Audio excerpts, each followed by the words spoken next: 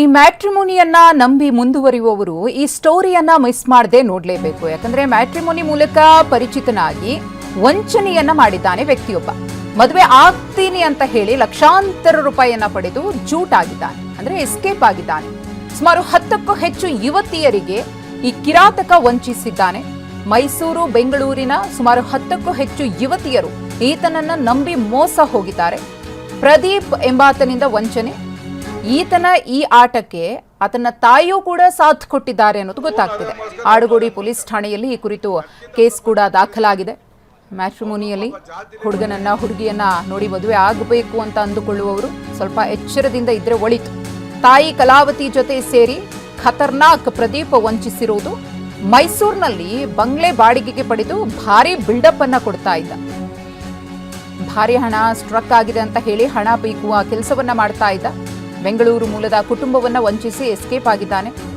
ಮೈಸೂರಿನ ಬಂಗ್ಲೆ ಮುಂದೆ ವಂಚನೆಗೆ ಒಳಗಾದವರು ಇದೀಗ ತಮ್ಮ ಅಳಲು ತೋಡ್ಕೊಳ್ತಾ ಇದ್ದಾರೆ. ಈತನ ಬಣ್ಣವನ್ನ ಬಯಲು ಮಾಡ್ತಾ ಇದ್ದಾರೆ. ಒಂದು ದೊಡ್ಡ ಬಂಗ್ಲೆ ತಗೊಂಡು ಅದ್ರ ಮುಂದೆ ಕಾರ್ ನಿಲ್ಲಿಸಿ ಬಿಲ್ಡಪ್ ಕೊಡ್ತಾ ಇದ್ದ, ನಂದೇ ಬಂಗ್ಲೆ ಅನ್ನೋ ರೀತಿಯಲ್ಲಿ.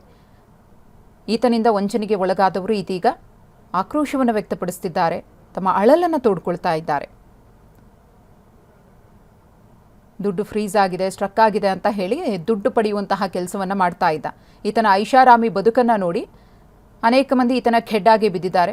ಒಳ್ಳೆ ಜೀವನ ಸಿಗಬಹುದು ಅನ್ನೋ ಆಶಾ ಭಾವನೆಯನ್ನ ಇಟ್ಕೊಂಡು ಈತನನ್ನು ನಂಬಿದ್ರು. ಅವರ ನಂಬಿಕೆಗೆ ಈತ ಮೋಸ ಮಾಡಿದ್ದಾನೆ ತಾಯಿಯ ಜೊತೆಗೆ.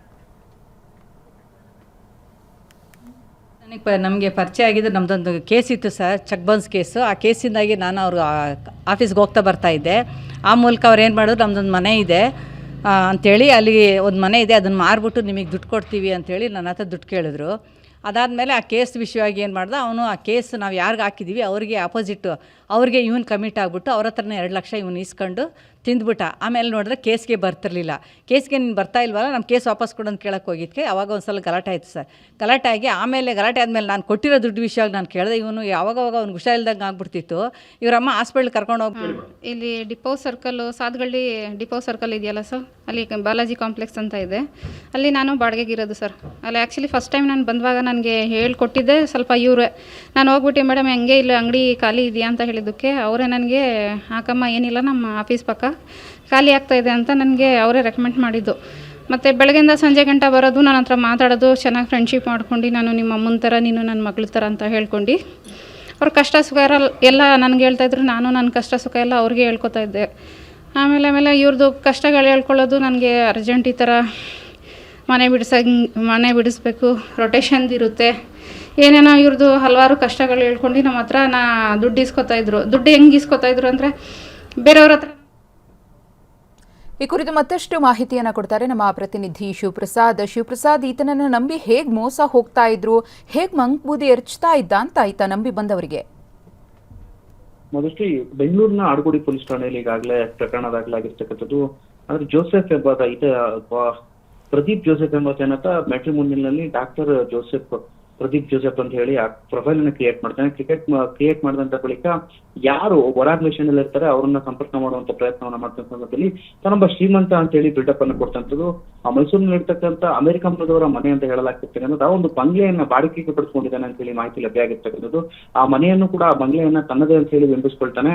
ಆ ಬಳಿಕ ಆ ಏರಿಯಾದಲ್ಲೆಲ್ಲೂ ಕೂಡ ತನ್ನೊಬ್ಬ ಶ್ರೀಮಂತ ಅಂತ ಹೇಳಿ ಬಿಲ್ಡಪ್ ಅನ್ನು ಕೊಟ್ಟು ಆ ಹೊರಾನ್ವೇಷಣೆಯಲ್ಲಿ ಯಾರಿರ್ತಾರೆ ಅವರನ್ನು ಕೂಡ ಸಂಪರ್ಕವನ್ನು ಮಾಡಿ ಅವ್ರ ನಡುವೆ ಮಾತುಕತೆ ನಡೆಸುವಂತ ಕೆಲಸವನ್ನು ಕೂಡ ಮಾಡ್ತಾನೆ. ಆ ಬಳಿಕ ತನ್ನದೊಂದಷ್ಟು ಹಣ ಸ್ಟ್ರಕ್ ಆಗಿದೆ, ನನಗೆ ಅಮೌಂಟ್ ಬರಬೇಕಿದೆ, ನಿಮ್ಮಿಂದ ನನಗೆ ಒಂದಷ್ಟು ಹೆಲ್ಪ್ ಬೇಕಾಗಿದೆ ಅಂತ ಹೇಳಿ ಲಕ್ಷಾಂತರ ರೂಪಾಯಿ ಹಣವನ್ನು ಪಡೆದುಕೊಂಡು ಅವರಿಂದ ಮೋಸ ಮಾಡುವಂತ ಪ್ರಕರಣಗಳು ಕೂಡ ದಾಖಲಾಗಿರ್ತಕ್ಕಂಥದ್ದು. ಮೈಸೂರಿನಲ್ಲೂ ಕೂಡ ಕೆಲವೊಬ್ಬರಿಗೆ ಮೋಸ ಮಾಡಿದ್ದಾರೆ ಅಂತ ಹೇಳಿ ಮಾಹಿತಿ ಲಭ್ಯ ಆಗಿರ್ತಕ್ಕಂಥದ್ದು. ಇದಕ್ಕೆ ಸಂಬಂಧಪಟ್ಟಂತೆ ಆ ಪೊಲೀಸ್ ಠಾಣೆಯಲ್ಲಿ ದೂರು ಕೂಡ ದಾಖಲಾಗಿರ್ತಕ್ಕಂಥದ್ದು. ಬೆಂಗಳೂರಿನ ಇತ್ತೀಚೆಗಷ್ಟೇ ಕಳೆದ 2 ವಾರಗಳ ಹಿಂದೆ ಅಷ್ಟೇ ಸಂಪರ್ಕ ಮಾಡಿದ ಸಂದರ್ಭದಲ್ಲಿ ಅವರಿಂದಲೂ ಕೂಡ ಸುಮಾರು 20 ಲಕ್ಷ ರೂಪಾಯಿ ಹಣವನ್ನು ಕೂಡ ಪಡೆದುಕೊಂಡು ಈತ ಮೋಸ ಮಾಡಿರ್ತಕ್ಕಂಥದ್ದು. ಅದರೊಬ್ಬ PhD ಪದವೀಧರ, ಡಾಕ್ಟರೇಟ್ ಅನ್ನ ಮಾಡಿದ್ದಾನೆ ಅಂತ ಹೇಳ್ಕೊಳ್ತಾನೆ. ಹಲವು ಬಿಸ್ನೆಸ್ ಅನ್ನು ಕೂಡ ಮಾಡ್ತಿದ್ದಾನೆ ಅಂತ ಹೇಳಿ ಅವರನ್ನ ನಂಬಿಸಿರುವಂತದ್ದು. ಈಗಾಗಲೇ ಘಟನೆಗೆ ಸಂಬಂಧಪಟ್ಟಂತೆ ಆಡುಗೋಡಿ ಪೊಲೀಸ್ ಠಾಣೆಯಲ್ಲಿ FIR ಕೂಡ ದಾಖಲಾಗಿರ್ತಕ್ಕಂಥದ್ದು. ಆ ಪ್ರಕರಣಕ್ಕೆ ಸಂಬಂಧಪಟ್ಟಂತೆ ಈತನ ವಿರುದ್ಧ ಕೇಸನ್ನು ದಾಖಲಿಸಿಕೊಂಡಿರ್ತಕ್ಕಂಥ ಆಡುಗೋಡಿ ಪೊಲೀಸರು ಆತನ ಪತ್ತೆಗಾಗಿ ಆ ಬಲೆಯನ್ನು ಕೂಡ ವಿಸಿದ್ದಾರೆ. ಈಗಾಗಲೇ ಗಂಟೆಗೆ ಪ್ರಕರಣ ಹೊರಬರ್ತಿದಂತೆ ಆತ ಮತ್ತು ತನ್ನ ತಾಯಿಯೊಂದಿಗೂ ಕೂಡ ಎಸ್ಕೇಪ್ ಆಗಿರ್ತಕ್ಕಂಥದ್ದು. ಈತನ ಒಂದು ಈ ಕೃತ್ಯಕ್ಕೆ, ಅಂದ್ರೆ ಈ ವಂಚನೆಯ ಕೃತ್ಯಕ್ಕೆ ಕಲಾವತಿ ತಾಯಿ ಕೂಡ ಈತನಿಗೆ ಸಾಥನ್ನ ಕೊಟ್ಟಿದ್ದಾಳೆ ಅಂತ ಹೇಳಿ ಮಾಹಿತಿ ಲಭ್ಯ ಆಗಿರ್ತಕ್ಕಂಥದ್ದು. ಧನ್ಯವಾದ ಶಿವಪ್ರಸಾದ್ ತಮ್ಮ ಮಾಹಿತಿಗಾಗಿ.